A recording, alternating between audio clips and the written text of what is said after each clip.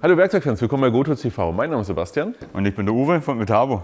Und wir haben hier jede Menge Winkelschleifer auf dem Tisch. Und falls du dir die zentrale Frage stellst, was ist der Richtige für dich, ist das genau dieses Video, wo wir das aufklären. Moment, bevor es weitergeht, wir verlosen Werkzeug. Und zwar nicht nur in diesem Video, sondern in jedem Video verlosen wir jeweils Werkzeug. Wahnsinn, oder? Du musst nichts weiter machen, außer unten in die Kommentare deine Meinung zu diesem Video oder zu unseren Themen heute zu schreiben. Und der Hammer ist ja wirklich, du kannst dir dein Werkzeug aussuchen. Schau einfach bei uns auf die Verlosungsseite. Dort siehst du einen Pool an Werkzeug, aus dem du dir einen Gewinn aussuchen kannst, wenn du gewonnen hast. Das, was wir an der Seite sehen, sind einige Beispiele. Das könnte es zum Beispiel auch sein.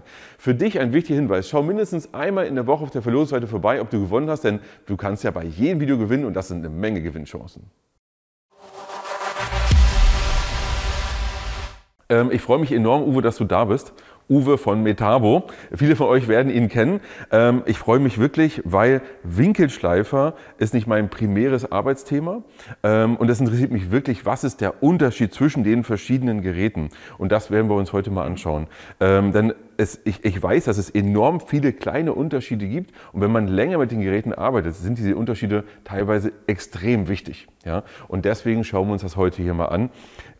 Und wir sehen hier wirklich extrem viele Geräte auf dem Tisch. Und jetzt nicht einfach so, weil du gesagt hast, ich nehme denselben und den bringe ich einfach 20 Mal mit, genau. Sondern wir haben hier, wie viel Prozent der verschiedenen Geräte eigentlich hier? 95%. Ja. Genau. Und dieselbe Frage habe ich im Vorgespräch gestellt, hatte gesagt, vielleicht 15%, weil es gibt ja noch in so vielen verschiedenen Varianten, aber das ist für euch erstmal egal. Wir haben hier die wesentlichen Geräte, die hier auf unserem Markt da sind, hier auf dem Tisch und wollen wissen, was ist denn hier der Unterschied. Und lass uns einfach mal anfangen, weil eine Sache erkenne ich, das ist ganz logisch, nämlich Akku gegen Kabel. Genau, das ist mal der erste Unterschied. Aber hauptsächlich geht es bei Winkelschleifern immer um Leistungsunterschiede. Das heißt, man fängt bei Netzwinkelschleifern bei 900 Watt an und hört dann auf bei 2000 beim kleinen Winkelschleifer. Ja, und bei Akkuwinkelschleifern haben wir das Gleiche gemacht, weil jeder Kunde mehr oder weniger Winkelschleifer ganz speziell mit Wattleistung in Verbindung bringt. Ja, das ist irgendwie so in den Köpfen drin, ja? Ja, von früher keine Ahnung. Bei Akkuschraubern? Ja, das ist halt Drehmoment. Ja, genau. Ja, ohne Frage. Bei Winkelschleifern nicht. Bei Bohrhämmern ist es häufig so Joule oder der Bohrdurchmesser. Ja. Aber bei Winkelschleifern ist das immer so drin. Bei Akku natürlich ein bisschen schwierig, weil wie viel Watt hat er denn jetzt gerade? Aber bei euch sicherlich äquivalent, ja? Ich würde es mir wünschen für jedes Akkugerät. Ich würde auch im Akkuschrauber gern die Wattleistung draufstehen haben, weil der Motor hat eine Wattleistung. Somit haben wir das Problem, welcher Akku, welche Maschine, vielleicht eher dann geregelt. Wir fangen bei 700 Watt hier an. Das heißt, unsere Typenbezeichnung haben wir auch so ausgelegt, zu sagen, okay, das ist jetzt ein W18 L7. Ah, okay. 1,25. Okay, ja. Aber lass uns doch mal kurz einen Schritt zurücktreten. Wir haben Kabel gegen Akku. Wenn wir jetzt ein Kabelgerät nehmen, ja, mit, sagen wir mal, 1000 Watt und nehmen ein Akkugerät mit 1000 Watt äquivalent, sind die erstmal per se gleich stark? Von der Leistung her sind sie gleich stark. Ja. Okay, das heißt also, ich muss mich entscheiden, bis zu einer gewissen Leistungsklasse, ja, brauche ich denn Dauerstrom oder nicht? Das ist doch eigentlich das Hauptentscheidungsthema. Und wie viel persönliche Freiheit im Arbeiten möchte ich denn eigentlich? Richtig. Okay, ihr müsst natürlich für euch auch entscheiden, Akku gegen Kabel. Und das ist häufig, glaube ich, auch eine Frage, wie lange arbeite ich eigentlich? Gerade speziell bei Winkelschleifer, ja. Ja, also wenn ich jetzt stundenlang damit arbeite, dann werde ich wahrscheinlich eher zum Kabel greifen. Aber dann bin ich auch, ich sag mal, teilstationär unterwegs, also zumindest nicht im Moment, wo ich hier arbeite, na, da hinten möchte ich mal was machen, jetzt möchte ich mal da was hin, so würde ich mir das vorstellen. Ja, also, aber du bist ja bei den Kunden draußen. Aus welchen Gründen entscheiden sich Kunden für ein Akkugerät? Genau das, was du erwähnt hast, um universell zu sein. Also ein gutes Beispiel ist der Hausmeister, ja? Ja. Der eben da was zu tun hat, hier was zu tun hat. Das heißt, er hat ja kleine Anwendungen und die eben immer woanders. Und das ist eben der Hauptgrund zu sagen, okay, Akku. Dann kommt es natürlich die Kunden, die nicht so viel machen mit einem Winkelschleifer. Ja, der also nicht, zum Beispiel du, oder diejenigen, die sagen, du, ich brauche einen Winkelschleifer, aber der ist bei mir nicht eine Stunde im Einsatz, sondern vielleicht 1, 2, 3 Minuten. Dann ist natürlich ein Akkuwinkelschleifer auch bombastisch. Derjenige, der dann aber dann sagt, hey, du, wenn ich einen Winkelschleifer einsetze, dann setze ich den halbe Stunde, 2 Stunden, 3 Stunden konstant ein. Dann ist natürlich der Akku problematisch hinsichtlich sehr viel Stromverbrauch und somit gehen dann die auf die Netzvariante. Also, aber du beschreibst quasi wirklich mich, weil für mich war es beim Winkelschleifer immer so, weil früher war immer ein Kabel dran und ich bin so der Gelegenheitswinkelschleifernutzer und denke mir immer so, nervig, habe ich häufig versucht, das Gerät auch zu ersetzen durch irgendwas anderes und habe versucht, mein Problem so zu lösen. Seitdem ich einen Akku-Winkelschleifer habe, nehme ich den deutlich mehr. Weil ich viel eher sage, okay, da hinten, ich nehme das Gerät einfach, löse mein Problem, lege es wieder zurück, muss kein Kabel hinter mir herzählen. Auch innerhalb meiner Werkstatt, muss man ganz klar sagen. So ist es zumindest bei mir. Ja? Ihr schreibt gerne mal in die Kommentare, wie es bei euch ist. Sagt ihr auch eher Akku oder Kabel? Aber lass uns doch mal Folgendes machen.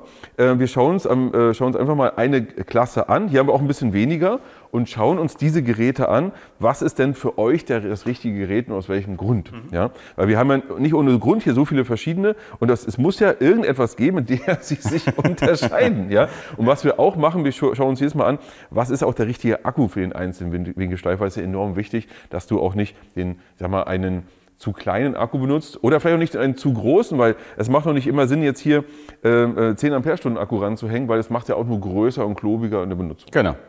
Okay, aber lass uns doch mal den hier anschauen. Wen haben wir denn hier? Das ist der 7er? Das ist der 7er, genau. Ist ein bürstenbehafteter Winkelschleifer, das ist relativ schnell zu sehen. Du siehst hier diese Öffnungen, das heißt, genau. Da sind die Kohlenbürsten dahinter. Somit ist ein Kohlenbürstenmotor steckt da dahinter. Ist natürlich auch von der Ausstattungsvariante weniger wie bei den oberen dann. Das heißt, keine Drehzahlregelung dann drin. Die Schutzhaube ist nicht schlüssellos zu verstellen. Ich habe eine Vierlochmutter drauf, wo dann dementsprechend ein Schlüssel dazu verwendet wird. Natürlich habe ich eine Spindelarretierung, das ist klar. Aber wie gesagt, man muss irgendwo anfangen.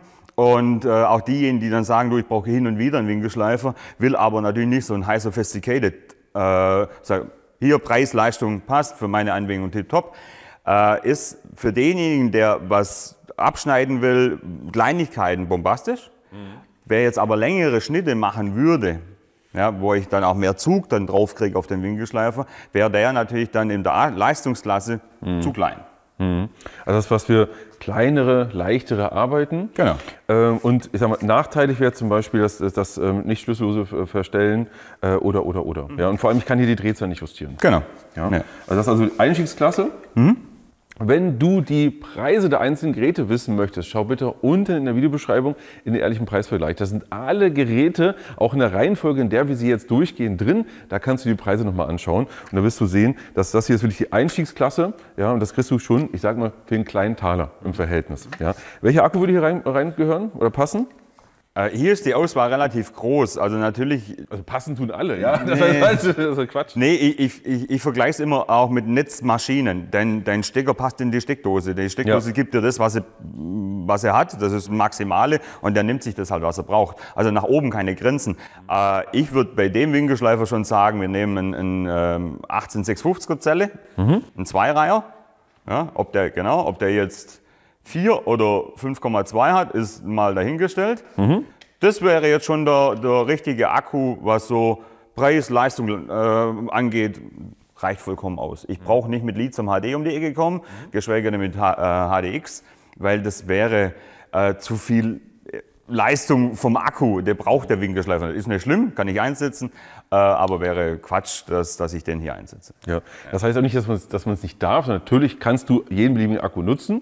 Aber es ist natürlich, wenn ich mir so einen Preis-Leistungssieger hier hole, dann werde ich jetzt nicht einen riesengroßen und im Verhältnis dazu deutlich preisintensiveren Akku holen. Korrekt. Ja. Wenn du ihn hast, stell ihn rein, gar kein Problem. Wie gesagt, es ist genau das gleiche, wie an der Steckdose. Ja? Wenn der Akkupark mir 1800 Watt bringt, aber die Maschine hat nur 700, ja, dann nimmt sich nur die Leistung aus dem Akkupack. Es war mehr da, ich könnte mehr rausziehen, aber ich mache nichts kaputt, also das ist wichtig. Du hast gerade gesagt, kein Einreiher, das heißt, den hier würdest du eher nicht nehmen. Ja, da war vielleicht meine Aussage ein bisschen falsch. Der 18650er, also die kleinere Zelle, Einreiher würde ich nicht nehmen. Wir haben eine Leistungsabgabe von knapp 500 Watt, wir haben 700 Watt, also kommt aus dem Akkupack zu wenig. Ja. Der Li HD, würde funktionieren. Ja, weil da haben wir um die 700 Watt, Das würde jetzt wie Faust aufs Auge würde das passen. Ja, also das gerade im Sinne auch vom Gewicht her wäre das wirklich eine tolle Kombi. Natürlich kann ich auch die größeren nehmen, kann auch einen HDX-Akku nehmen, 4 Ampere, wenn es um Gewicht ankommt. Aber das hier, ergo, wäre die beste Wahl. Also erstmal eine sinnvolle Wahl. Sagen wir nicht die beste, aber die sinnvollste Wahl. Korrekt. Ja. Okay, was ist jetzt der Unterschied zum nächsten? Der nächste? Erstmal, wie heißt der hier? Das ist der 9er jetzt. Der 9er, das heißt, er hat? 900 Watt. Okay. Und hat jetzt einen BL-Motor, also einen Brushless-Motor drin. Somit erreichen wir, was Baugröße angeht, Gewicht, sind wir wirklich gleich. Also der, wo sagt, du, ich will einen laienhandlichen Winkelschleifer, ich nehme den 7er. Der könnte auch den 9er nehmen, weil durch den BL-Motor sind wir gleich, mit der nicht der Leistung, sondern der Größe. Wir haben höhere Drehzahlen, das merkst du auch beim Arbeiten. Wir gehen hier hoch, wie bei meinem normalen Winkelschleifer, so 10.000 Umdrehungen. Sonst Ausstattungsunterschiede, Quick an der Scheibe, Ja, hier. ja. Quick an der Schutzhaube. Ja. Das Quick in der Schutzhaube, ja, sehen wir da, genau. Oben, genau. Hier können wir dann das entsprechend verstellen, ja, schlüssellos. Ja. Finde ich unwahrscheinlich wichtig. Ja. Ich sage immer zu meinen Kollegen, das ist sicherheitsrelevant. Ja. Weil wenn du es nicht kannst, was machst du? Ne, gar nicht. Ich mache sie weg. Oder das Ja. hier. Also es ist extrem gefährlich. Deshalb, wenn ich die Schutzhaube nicht schlüssellos verstellen kann, finde ich es immer ein bisschen blöd. Keiner macht das meistens. Somit ist das auch sicherheitsrelevant für mich. Ja, das heißt also, gerade für euch, wenn ihr euch überlegt, na, ich will in der Einschießklasse unterwegs sein, überlegt euch wirklich, ob der Preisunterschied zwischen den beiden für euch so wichtig ist und relevant ist und nehmt im Zweifel eher den hier, kann ich auch nur unterstützen. Ja? Also bitte arbeitet nicht ohne Schutzhaube. Nee. Ja, nein, das wollen wir nicht. Nee, beim Winkelschleifer absolut gar nicht. Genau. Extrem gefährlich. Ja. Ja, und man kennt das ja, hier kein Griff dran, das Ding nicht dran und fängt hier an so. Oh. Da haben wir ja schon die bösesten Sachen gesehen und das wollen wir nicht. Okay, aber wir können hier die Geschwindigkeit nicht einstellen. Nein. Gut, gucken wir mal zum nächsten. Hier ist jetzt schon eine ganze Menge anders. Da haben wir jetzt mehr Ausstattung, mehr Features. Wir haben, du hast gerade nach der Elektronik gefragt, wir haben eine Drehzahlregelung für denjenigen, der unterschiedliche Materialien trennt, bearbeitet. Prädestiniert, sage ich immer, so ist der Fliesenleger.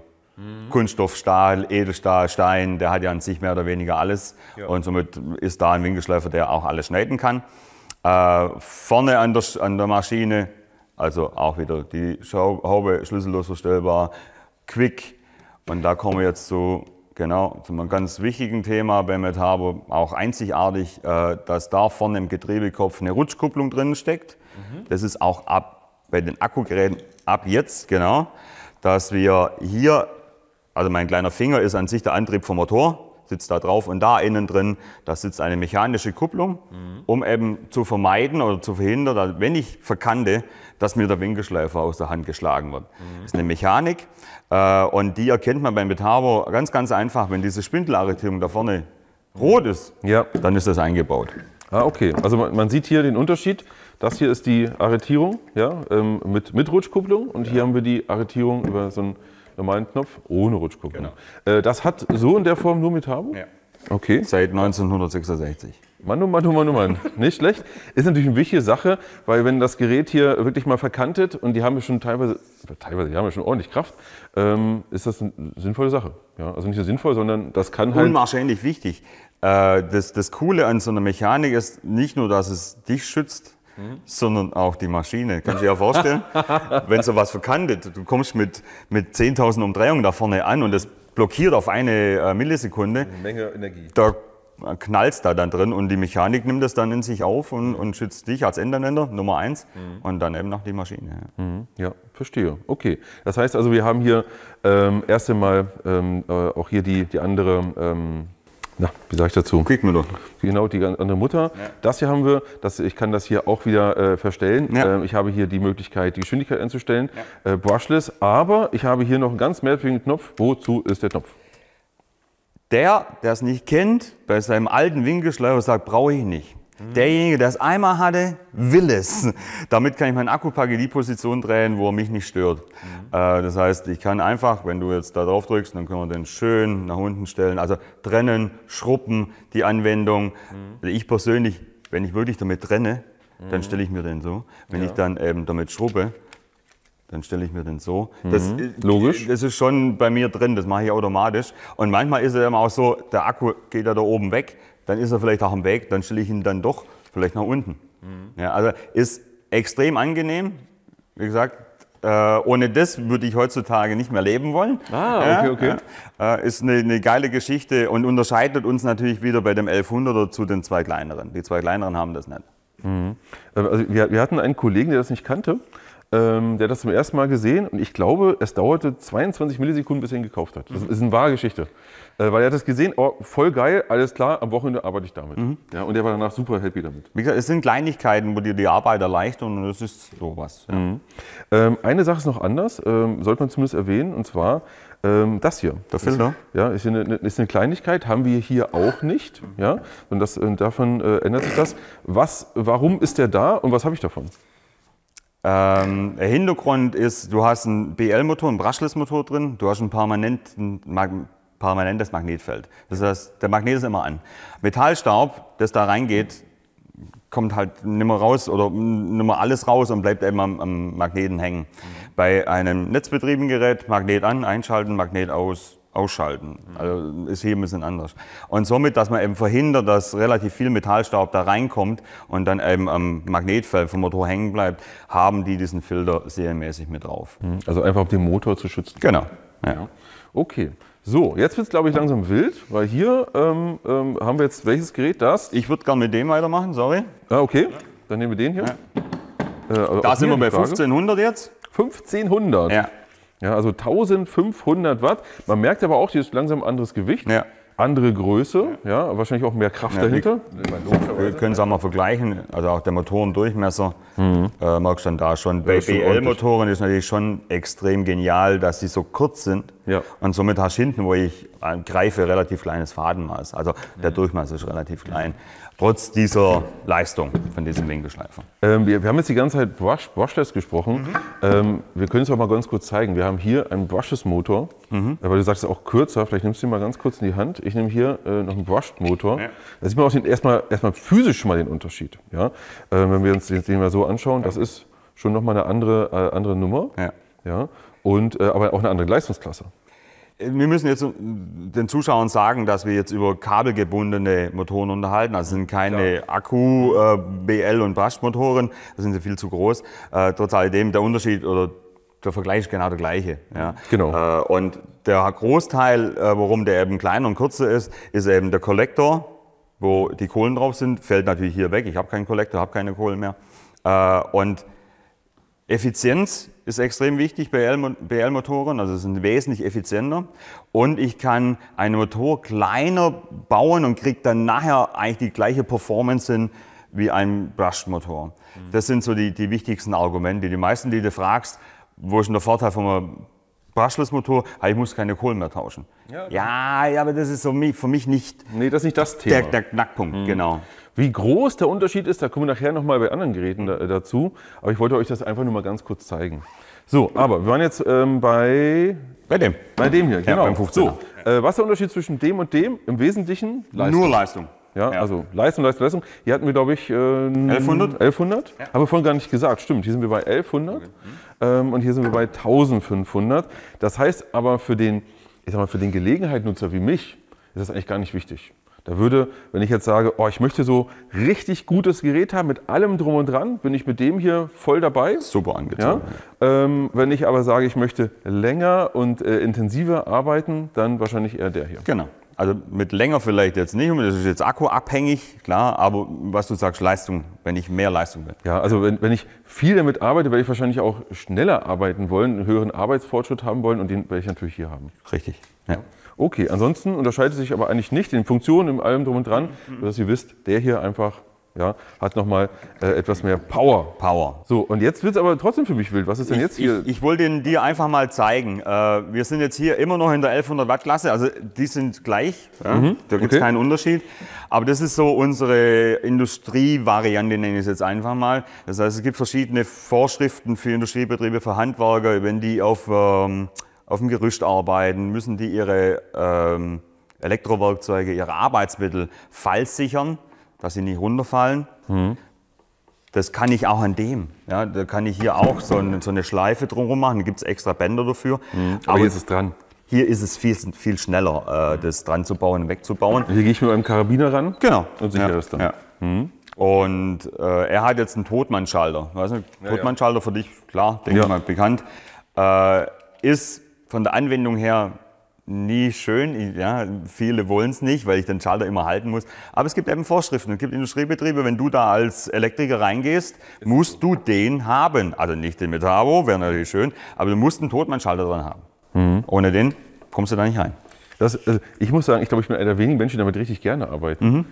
Ich weiß, viele sagen an und dann möchten sie das gerne nicht haben. Ich mag das total. Also ich arbeite damit wirklich gerne. Viele sagen, kein Profi, ja, keine Ahnung, der hat keine Ahnung, aber ich mag das. Ja? Weil es eben so ist, wenn ich loslasse, dann geht er aus. Es gibt mir eine höhere Sicherheit. Also so in meinem Kopf ist die Sicherheit einfach höher. Ist auch so, ja? Klar, logisch. Wir beide haben einen Fehler gemacht. Wir haben nämlich die ganze Zeit eine Sache für euch vergessen. Denn wir haben nicht gesagt, welcher Akku ist jetzt für die Geräte der beste. Wir haben es beim kleinsten gemacht. Beim 7er, ja. Kommen wir mal ganz kurz zum 9er. Was ist hier beim 9er der richtige Akku? Beim 9er würde ich jetzt auf den kleinen Einreiher verzichten.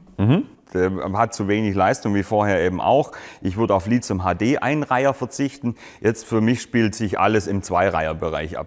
Ob das jetzt ein Li-Power-Akku ist oder ein Lithium-HD-Akkupack ist oder ein X, lasse ich mal dahingestellt. Wir haben 900 Watt, da reicht ein Zweireiher. Fertig.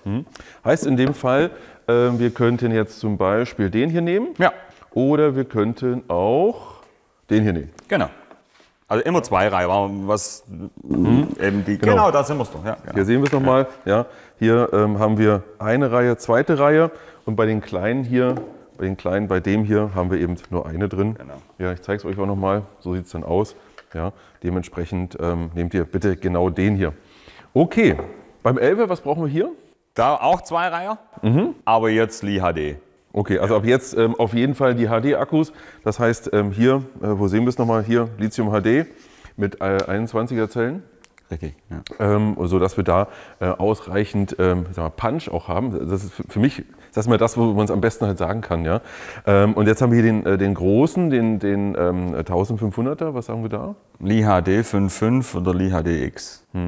Das heißt, der X ist dann dafür da, wenn du wirklich harte Anwendungen hast, wenn du so eine hohe Dauerlast hast. Wo haben wir den X? Hier ist er. Ja. Hier ist der HDX-Akku. Übrigens, das Design finde ich sehr, sehr schön. Ja. Okay. Es ist schön geworden. Es ist ein kleines Update zu dem anderen, aber... Ich finde es halt wichtig, dass man sieht, es ist irgendwas anderes. Genau, ja absolut, ja. Absolut. Aber was ist der Grund? Warum würde man eher den Akku nehmen? 1500 Watt Motorleistung, 1800 Watt Abgabeleistung. Du kriegst das aus dem Akku, was der braucht. Ja. Okay. Und kannst eben auch wirklich lange arbeiten, ohne dass der hier kocht oder anfängt zu kochen. Genau. Ja. Okay, der hier war ja auch der 11er, da hatten wir eben schon drüber gesprochen. 15er, aber egal. Ja. 15er? Beides sind 15er. Ah ja, stimmt, ja, genau. Ja. Warte mal, ihr merkt, das sind so viele Zahlen hier, ja? Da guckt genau hin. Jetzt wissen wir zumindest, wenn du einen Akku haben willst, was ist der richtige im Akkubereich. Ja. Jetzt müssen wir uns aufpassen, jetzt dürfen wir uns nicht verquatschen, weil das sind ja noch so viele Geräte hier. Was ist der richtige im Kabelbereich? Deswegen nehmen wir die hier mal kurz ein bisschen zur Seite. Wir können uns zumindest den Akku schon mal sparen, weil wir haben ja überall ein Kabel dran. Ja. Und das heißt, hier haben wir auch die Einstiegsklasse. Ja, Einstiegsklasse bin ich immer nicht so ein Freund von Einstiegsklasse.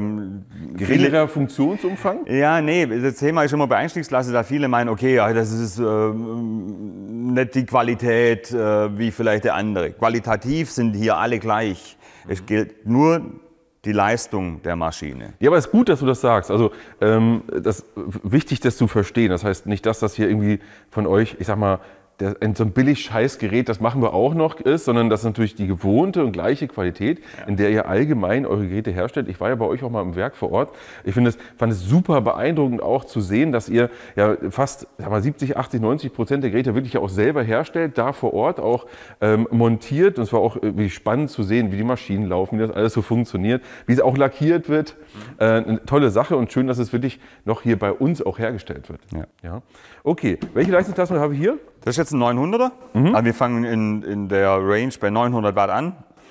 Hier ist gerade wirklich das Thema, derjenige, wie vorher auch beim Akkuwinkelschleifer, der nicht so viel zu tun hat und der eben wirklich Wert drauf legt, klein handlich zu sein. Da geht es meistens drum. Wir haben immer die Problematik, dass Endanwender zu kleine Maschinen für ihre Anwendung kaufen, weil sie eben was Kleines, Handliches wollen. Aber dann ist der natürlich im Überlastbereich drin. Der macht das natürlich eine Zeit lang mit, aber irgendwann sagt er auch, hey, mein Freund, kauf bitte meinen großen Bruder.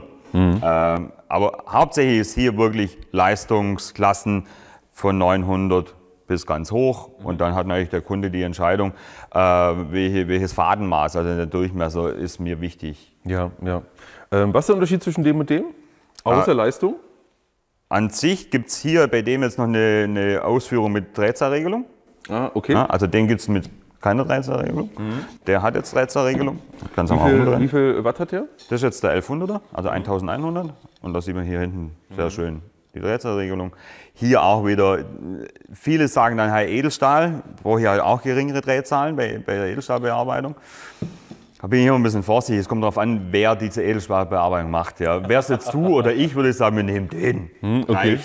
Wenn ich jetzt einen Profi habe, der sagt, du, ich mache den Winkelschleifer ausschließlich Edelstahlbearbeitung, dann kauft ihr bitte einen Edelstahlwinkelschleifer. Ah, okay. Das ist was ganz anderes, ein anderes Getriebe drin, der läuft von Haus aus schon langsamer, nicht mit den 10.000 oder 11.000 Umdrehungen, sondern eben mit so um die 6.500, 7.000 Umdrehungen. Okay. Spezifisch für die Anwendung. Ja. Verstehe. Was ich an dem übrigens noch mal sagen möchte, ist, dass wir hier auch das Ganze schlüssellos verstellen können. Das geht durch die ganze Range. Ja, nur weil wir hier auch ein Gerät hatten, was das nicht konnte, dass das nochmal klar ist. Also schlüssellos ab hier immer. Ja. Ich glaube auch von dem hier ist es immer auch hier mit dabei. Genau. Oder gibt es irgendeins, was das nicht hat? Ja. Alles klar. Also, wie vorher erwähnt, guck einfach auf den Knopf. Wenn er rot ist, haben wir die Rutschkupplung. Wenn wir Rutschkupplung haben, haben wir unsere Quick-Variante. Also das eine schließt das andere mit ein. Alles klar. Gut, hier mehr Leistung, kommen wir da? Noch mehr Leistung vermute ich mal. Wie viel haben wir da? 1300. Okay. Ja, man merkt aber jetzt schon, wir sehen es und spüren es auch, die zwei sind vom Fadenmaß gleich. Ne? Ja, das stimmt. Ja. Also, aber was man vielleicht sehen kann, an meiner Hand sieht man das vielleicht ein bisschen, hier ist der Abstand einfach ein bisschen größer als hier. Ja. Das heißt, ich habe hier einfach einen größeren Umfang und dadurch fühlt es sich auf jeden Fall anders an. Und das Beste ist, wenn man einmal komplett rumgreifen kann und wirklich das schön unter Kontrolle hat. Wenn es irgendwann so richtig groß wird, dann wird es irgendwann schwierig. Genau. Ja. Also 1300 Watt und auch ein größerer Motor jetzt, größeres Fadenmaß. Sonst, was vielleicht auch noch wichtig ist, Arbeitssicherheit, alle Netzwinkelschleifer sowie auch Akkuwinkelschleifer haben Wiederanlaufschutz drin. Wiederanlaufschutz, eingeschaltet, eingesteckt, läuft nicht an. Ja. Sehr total wichtig. Ja, absolut. Ganz speziell bei Akkuwinkelschleifern, weil hier ist eben oft der Fall, dass der Akkupack halt leer ist. Ich vergesse das Gerät wieder auszuschalten, hau dann wieder einen Akkupack rein und dann würde das Ding... Um es auch mal zu demonstrieren, ich habe jetzt eingeschaltet. Moment, aber nur das mal ein bisschen, könnte ja theoretisch sein, mache ich es mal so. Es ist an, nur theoretisch. Und ich stecke es ein, es passiert nichts, obwohl das Gerät halt laufen würde.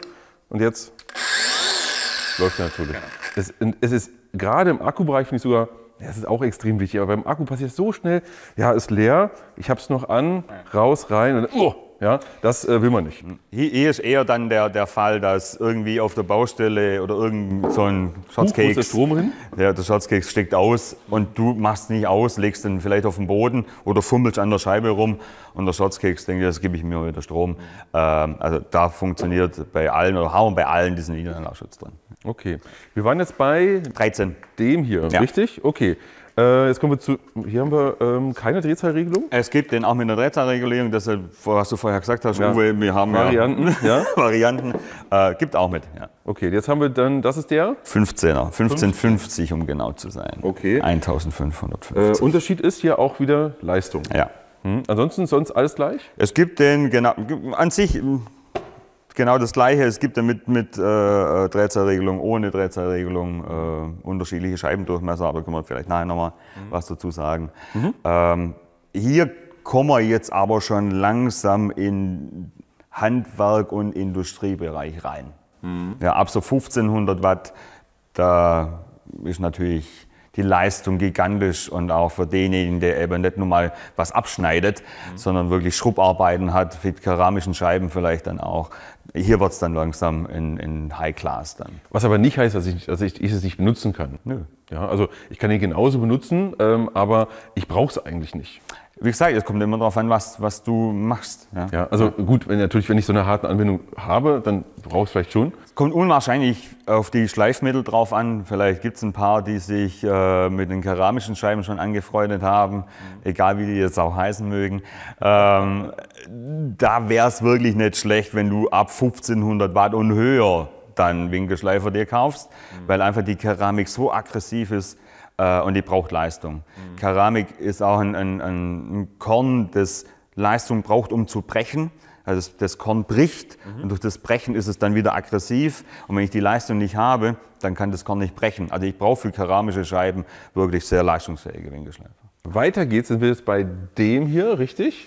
Jetzt kommen wir dann, ne, hier sind wir sind hier bei 15, jetzt sind wir bei 17. 17, Ja. Okay. Den lasse ich jetzt einfach mal so stehen, da haben wir auch noch mal ein bisschen mehr Power dahinter. Aber hier würde ich jetzt ein bisschen mehr drauf stehen bleiben, das ist jetzt der 19er. Okay. Da gibt es nicht sehr viele Hersteller, die einen bürstenbehafteten 1900 Watt Winkelschleifer haben. Also machen wir überlegen oder dran denken, 1900 Watt. So ein 230er Winkelschleifer fängt bei 2000 an. Also wattleistungstechnisch.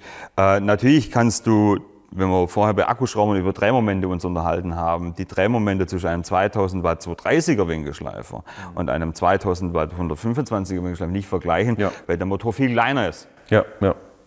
Die Wattleistung ist da, aber das Drehmoment ist halt nicht so gegeben. Logisch. Und dieses Teil ist jetzt eben wirklich Industrie ausgestattet. Ja, wir haben einen Totmann-Schalter, gibt es zwar auch jetzt normalen seitlichen Schalter, aber die Industrie kauft zu 80-90% Totmann-Schalter.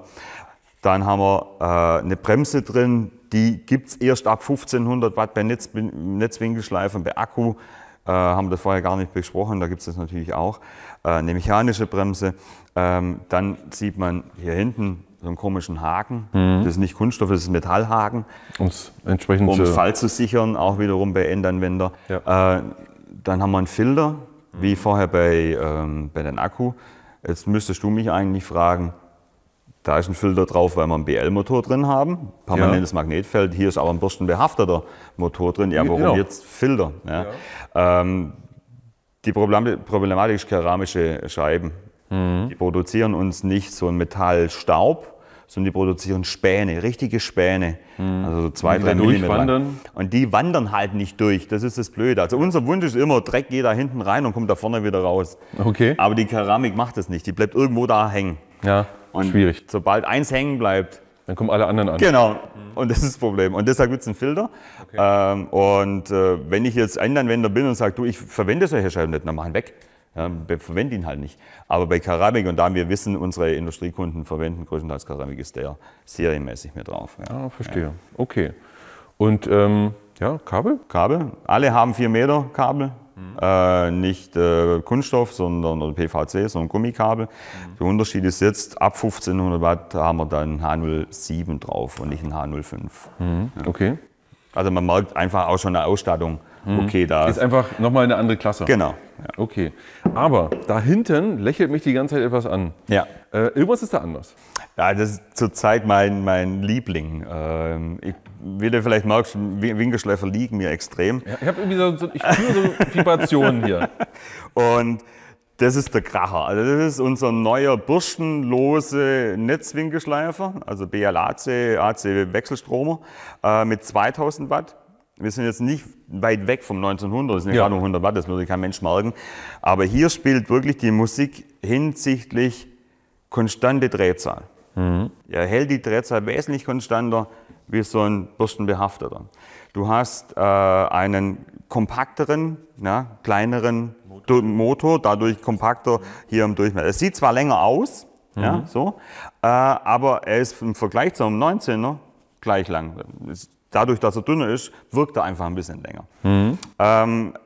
Effizienz, wir haben uns mal vorher bei BL-Motoren über Effizienz unterhalten. Es interessiert dich wahrscheinlich daheim nicht unbedingt, dass du vielleicht 0,01 Cent weniger Strom verbraucht hast. Aber die Industrie, wir müssen überlegen, die Kunden setzen nicht einen Winkelschleifer ein, die haben 10, die haben 20, die haben 50. Wir haben Endanwender, die haben 600 Winkelschleifer permanent durch 3 Schichten laufen. Und wenn du hier 30% Energieersparnis hast, dann rechnet sich das irgendwann mal. Also das sind, ja, du hast hier ein Gerät, das es seinesgleichen zurzeit sucht, leistungstechnisch, Effizienz, Handling in dieser Leistungsklasse gibt es nichts vergleichbares. Man muss ja sagen, beim Thema Effizienz ist es ja nicht nur, dass man gegebenenfalls weniger Strom verbraucht, sondern dass ja auch mehr Energie in die Drehbewegung umgewandelt wird. Genau. Das heißt, also ich habe eine deutlich höhere, also wenn ich jetzt hier habe, ich sage jetzt mal, der hat 1900 Watt, wir tun jetzt mal so, der hätte auch 2000 Watt. Dann sind diese 2000 Watt und diese 2000 Watt andere Welten. Ja. Ja, andere Welten, das spürt man auch. Also ich habe sowas schon ausprobiert und ich kann euch nur sagen, das ist eine andere Welt. Und das heißt, auch der Arbeitsfortschritt ist deutlich höher und deutlich schneller. Genau. Ja, und ich weiß, dass bürstenlose Motoren sind bei Kabelgeräten relativ selten, weil wir es in der Regel auch nicht braucht. Ja, aber gerade das ist ein Monster. Das Ding ist der Kracher. Ja. Was haben wir jetzt dahinter noch? Dann gehen wir in der Industrie ein bisschen weiter. Das ist an sich der Vergleich wie vorher genau das Gleiche, nur eben hier wieder die Ausstattung mit Totmannschalter, auch wieder mit diesem Metallhaken, nochmal einen Schritt obendrauf. Und ich habe hier jetzt mal einen speziellen Handgriff drauf gemacht, der ist nicht im Lieferumfang, den gibt es ein Zubehör. Handgriffe werden weggemacht, weil ich nicht irgendwo reinkomme, weil es eng hergeht. Ja. So, und wenn er einmal weg ist, wird er meistens nicht mehr drauf gemacht. Der hier hat einfach den Vorteil, du kannst ihn nicht nur links und rechts anbringen, sondern du kannst ihn eben 180 Grad um die eigene Achse drehen und dann eben nicht nur in diesen 90 Grad, so muss er so halten, genau, sondern du kannst eben so 45 Grad nach hinten weg und somit hast du halt viel mehr Möglichkeiten, ohne ihn abzubauen. Ja, spannend, was für dich alles gibt. Ja. Also das kannte ich nicht und finde ich tolle Sache. Ja. Also in der Industrie werden bestimmt viele sagen, ja, alter Hut kenne ich, ja, ganz klar. Aber vielleicht gibt es bei euch auch einige, die sagen, ach so, ich habe häufig meine Anwendung so und so und so, was es alles gibt. Ja. Und jetzt ist natürlich die Frage, ihr müsst für euch entscheiden, welcher von euch für euch jetzt der richtige ist. Deswegen haben wir versucht, aber so die Details rauszuarbeiten.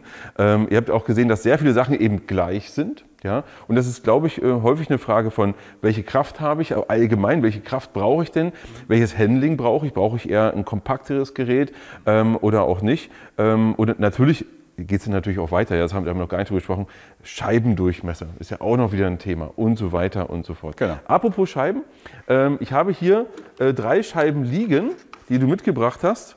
Warum hast du die mitgebracht und worüber müssen wir sprechen? Also einerseits, diese Scheiben sind in der Industrie bekannt. Das ist jetzt eine keramische Scheibe, ist eine sogenannte Fiberscheibe, das heißt so mehr oder weniger ein Schleifpapier. Und da ist so ein Stützteller drin. Ich finde diese Scheiben vergleichbar mit einer Schrubbscheibe, oder sind vergleichbar mit einer Schrubbscheibe, nur du kannst wesentlich besser ist ein blöder Begriff, deine Oberfläche wird schöner. Schrubbscheiben kennst du, deine Oberfläche ist nicht unbedingt schön. Mit denen, die gibt es auch in verschiedenen Korn. Kannst du sehr schön arbeiten, das schön ausformen, sage ich jetzt mal. Im Englischen würde man smooth sagen. Ja, genau. Wesentlich angenehmer und Abtragsleistungen jenseits von Gut und Böse. Gerade diese Keramik, du holst mit diesem Schleifpapier 2 Kilo Stahl runter. Also ich habe damit schon gearbeitet, nicht hart wie die absoluten Profis. Was ich aber sagen kann, ist, dass du wirklich eine schöne Oberfläche hinbekommst und kannst wirklich sehr gut, man kann das schlecht beschreiben, ja. Es fühlt sich auch einfacher an, damit zu arbeiten. Also für mich als Nicht-Profi. Ja, auch Geräuschentwicklung ist wesentlich geringer wie bei einer normalen Schubscheibe. Ja, okay. Was haben wir hier? Ja, das hat man sich mal Gedanken gemacht, weil man sieht ja sehr oft, irgendjemand trennt was und dann lässt du die Trennscheibe drauf und dann macht er noch was anderes damit, was er ja nicht darf. Und somit gibt es hier eine sogenannte Kombinator. Hat mit dem zu tun, wie viel Fiberglasgewebe da drin steckt. Bei einer Trennscheibe 1 mm kann nicht viel drin sein. Ja, du brauchst auch noch was schneidet. Und somit ist die von der Seitenbelastung wesentlich höher und du kannst und darfst mit der Scheibe trennen und schrubben. Gerade die Anwendung, was abtrennen und dann dran langfahren, den scharfen Grat wegschleifen. Und ist eben 1,9 mm stark, klar. Das heißt jetzt das erste Mal offiziell die Erlaubnis, Jawohl. jetzt darfst du es machen. Ja. Ja, aber auch nur mit dieser Scheibe. Ja. Okay. Und jetzt hier, da mache ich es einfach mal so, dass ich es auseinandernehme. Ja, mach's doch mal. Was haben wir denn hier Schönes? Ich glaube, viele werden sagen, oh, Teufelszeug. Oder? Ja, ich war auch früher der Meinung, aber die Meinungen ändern sich Gott sei Dank. Eine normale Trennscheibe hat immer den riesen Nachteil, die wird kleiner. Absolut. Ja, und das ist eine Diamantscheibe, nicht wie eine Diamantscheibe für Stein, also wo ich wirklich ein Segment drauf habe, sondern hier sind Diamanten, Hartmetalle geschweißt oder drauf gebacken, kann man fast sagen. Geträufelt, jetzt habe ich es. So was, ja, okay. Und die Scheibe wird nicht kleiner. Das ist ein Riesenvorteil. Extrem geil. Die andere Thematik ist, du kannst an sich schneiden, was du willst. Ob das jetzt Stahl ist, ob es Edelstahl ist, ob es ein Kunststoff ist. An sich jedes Material, das dir irgendwie vor die Flinte kommt, sogar Holz würde gehen. Ich bin da nicht so der Freund davon, aber es geht, es schneidet. Die sind wie Kaugummi, wenn ich in Holz reingehe. Um einfach so eine universelle Anwendung abzuschließen, auch mit einem Winkelschleifer. Weil Winkelschleifer sind natürlich brutal schnell, auch die Geschwindigkeit, die Drehgeschwindigkeit. Und somit kannst du mit dieser Scheibe an sich alles schneiden, was dir vor die Flinte kommt oder vor den Winkelschleifer kommt. Und hast eben das Problem nicht, Es wird blöd, kleiner ich und komme nicht mehr kleiner. durchs Material. Genau, ich komme nicht mehr hin, ja. Genau. Genau. Also ich habe mit sowas schon gearbeitet und muss sagen, mich überzeugt das. Also es funktioniert, macht seinen Job und auch wenn man glaubt das ja erstmal gar nicht. Ich gehe jetzt hier mit so einer Metallscheibe auf Metall und dann sollte es, wird die doch, was ist denn eher am Ende, ja? Aber nee, das funktioniert. Das Hartmetall hier hält auch ordentlich was aus. Mag man ja gar nicht glauben. Bei 10.000 Umdrehungen würde man eigentlich erwarten, das schmilzt mir sofort weg, aber tut es nicht. Man kann damit Dinge tun, ja? Also und auch wirklich interessante Sachen. Und dass es eben auch für diverse Materialien geht, ja? Wenn man jetzt einen Winkelschleifer hat für, ich meine, Zeug und Kram und den anderen hat man was anderes, weil wie viele haben ja nicht nur einen da liegen, ja, sondern haben dann 3, 4. Und das ist so ein schönes Universalblatt, was man mal drauf haben kann. Was ich immer noch gerne erwähne, alles was so einen Vorteil hat, hat auch manchmal irgendwie einen Nachteil. Also wer Trinkgeschwindigkeit will, kann auf eine normale korundgebundene Scheibe nicht verzichten. Die ist langsamer. Klar. Ja. Jetzt haben wir sehr lange gesprochen, aber wir haben das jetzt auch wirklich gebraucht, um euch wirklich die Details rauszuarbeiten. Wenn du zum Thema Scheiben noch mal eine extra Sendung haben möchtest, schreib's mal unten in die Kommentare. Ich bin mir sicher, Uwe kommt wieder. Auf jeden Fall. Uwe sagt, Winkelschleifer bin ich am Start. Auch wenn du zum Beispiel sagst, komm, jetzt haben wir die Kleinen besprochen, lass uns auch mal in andere Größen gehen. Auch das können wir gerne mal machen. Würde auch mich interessieren. Ich habe heute jede Menge gelernt. Freue mich auch drüber, dass ich jetzt weiß, was ist gegebenenfalls der Richtige für mich. Das wäre der da. Ja, ich würde den hier nehmen, glaube ich. Das wäre, glaube ich, meiner. Die Gründe habt ihr vorhin selber gesehen. Und für euch, ich freue mich auf eure Kommentare und solange ran ans Werkzeug und bis zum nächsten Mal.